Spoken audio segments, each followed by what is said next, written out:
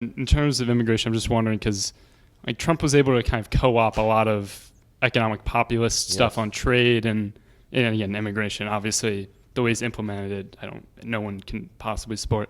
But but it's kind of exploded the issue on the left as well, Mm-hmm. and it's kind of undermined like say like a Sanders traditional like economic populist or labor position Mm-hmm. to the point that he's kind of moved on from that. So I'm just kind of curious where, because I've heard you talk about a bit like in terms of short term, just I think you said you'd do two things. You would just grant everyone citizenship immediately and then demilitarize the border.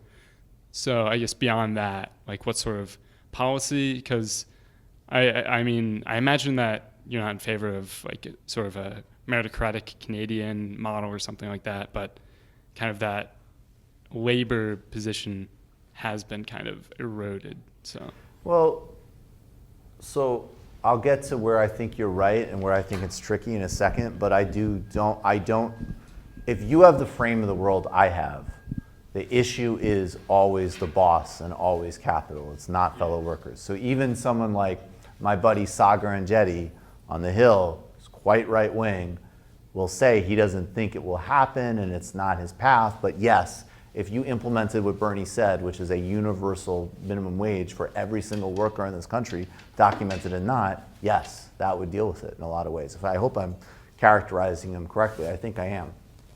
But he'll correct me if I'm wrong. But if you're in a situation where you can use surplus labor to drive down wages, your enemy is not the other person laboring. Your enemy is the boss that's fucking your wages. That's it. So my politics around immigration are not just moral, they're material and strategic, because what difference does it make? Like, so maybe there's some, and because even today, even with the biggest economic, even with this terrorist white supremacy regime of immigration, is that really helping people's wages? No.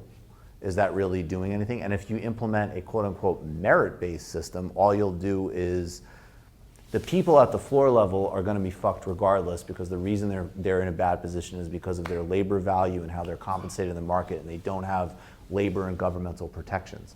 If you do a merit-based system, all you're going to do is all of a sudden say like, hey, you thought that upper middle class job that you thought you had? Sorry.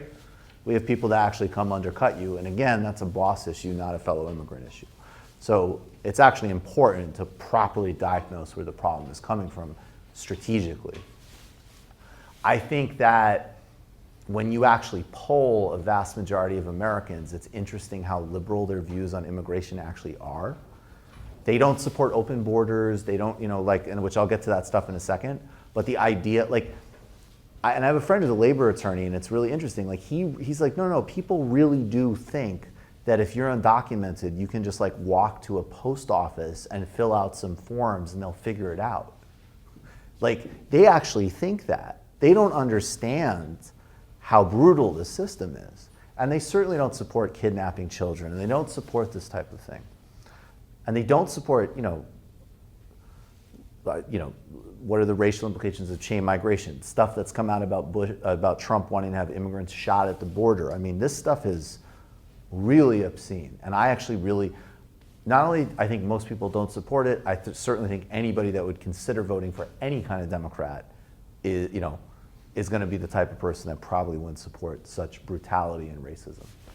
I think this, though, when it comes to the left, this is another counterculture, subculture thing. And I think it's cool if people want to say that the dream and the vision is ultimately like some type of borderless world. That's probably where I'm at in my utopia. But I think going and demanding like specific inflammatory rhetoric around like there needs to be open borders is just, I think it's just a political disaster. It's totally unnecessary. It's validating group speak over national appeal.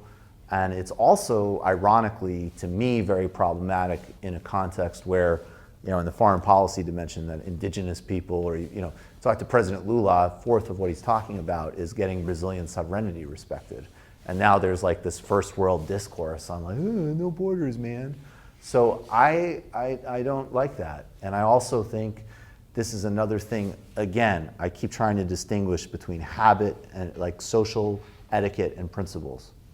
If somebody says to me, I believe in borders and therefore I want to be able to kidnap children, have people murdered, okay, we're fighting. That's it. There isn't even anything to talk about.